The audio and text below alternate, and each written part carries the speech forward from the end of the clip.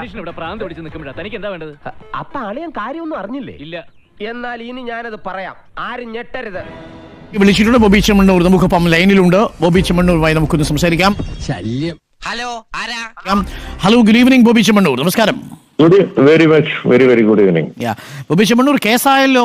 സ്ത്രീത്വത്തെ അപമാനിച്ചടക്കമാണ് case. IT act അടക്കം ഇട്ടിട്ടുണ്ട്. കുഴപ്പമാവോ? കുഴപ്പമായി തോന്നുന്നത്. അറിയില്ല എന്താണെന്ന്.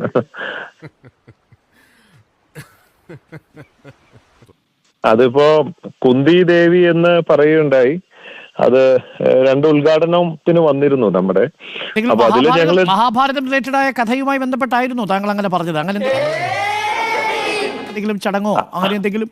അല്ല, ഇതില് സീരിയൽ ഉണ്ടല്ലോ ഹിന്ദിയില്, അതിലൊരു കഥാപാത്രം ഉണ്ട് ഇവരോട് സാദൃശ്യമുള്ളത്.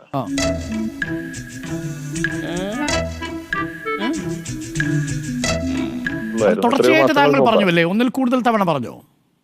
അല്ല, അതൊരു പ്രാവശ്യം പറഞ്ഞുള്ളൂ. പിന്നെ അടുത്ത ഇനാഗ്രേഷൻ ഇതുപോലെ വേറെ എന്തോ ഒരു കാര്യം പറഞ്ഞുണ്ടായി. ജീവിതത്തിൽ സുഖിച്ചാൽ മാത്രം പോരാ, അനുഭവിക്കാൻ വേണം പുല്ല്. സ്ഥിരമായിട്ട് ഇങ്ങനെ ഉപമകൾ ഇങ്ങനെ പറയേണ്ടത് ഒരു സാഹചര്യം ഉണ്ടായിരുന്നോ ബോബി ചെമ്മണ്ണൂർ? അത് അവർക്ക് അത്ര കംഫർട്ടബിൾ അല്ല എന്ന് തോന്നിയ സാഹചര്യത്തിൽ? അല്ല, ഇതിപ്പോ അവരെ വിളിച്ചത് മാർക്കറ്റിംഗ്, സെയിൽസ്, അതിന്റെ കാര്യങ്ങൾക്ക് വേണ്ടിയിട്ടാണല്ലോ, പ്രൊമോട്ട് ചെയ്യാനല്ലേ വിളിക്കുന്നത്. അപ്പൊ നമ്മുടെ ഇന്റൻഷനും അത്രേ ഉള്ളൂ. നമ്മള് ഡാൻസ് കളിച്ച് ഒരുമിച്ച്. ഈ നാടിന്റെ ഈ അവസ്ഥയ്ക്ക് കാരണം ഇവന്മാരെ പോലുള്ള ഇരുകാലി മൃഗങ്ങളാണ്. ഇവരെ മാതൃകാപരമായി ശിക്ഷിക്കണം. മിനിമം ബലാത്സംഗത്തിനുള്ള തൂക്കുമരം തന്നെ. മാപ്പ് പറയുന്നു അങ്ങനെയുണ്ടെങ്കിൽ ഖേദിച്ചിട്ടുണ്ടെങ്കിൽ തീർച്ചയായും നമ്മളെ കൊണ്ട് ഒരാൾക്കൊരു വിഷമം അറിഞ്ഞോ അറിയാതെ ഉണ്ടായിട്ടുണ്ടെങ്കിൽ, ഇവിടെ അറിഞ്ഞൊന്നും ചെയ്തിട്ടില്ല ഉണ്ടെങ്കിൽ പോലും നമുക്ക് അതിൽ വിഷമമുണ്ട് അങ്ങനെ വന്നതില്. തീർച്ചയായിട്ടും അതിന് സോറി പറയുന്നതുകൊണ്ട് എന്താണ്.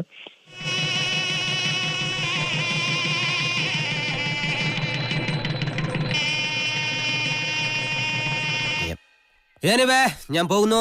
Bye bye.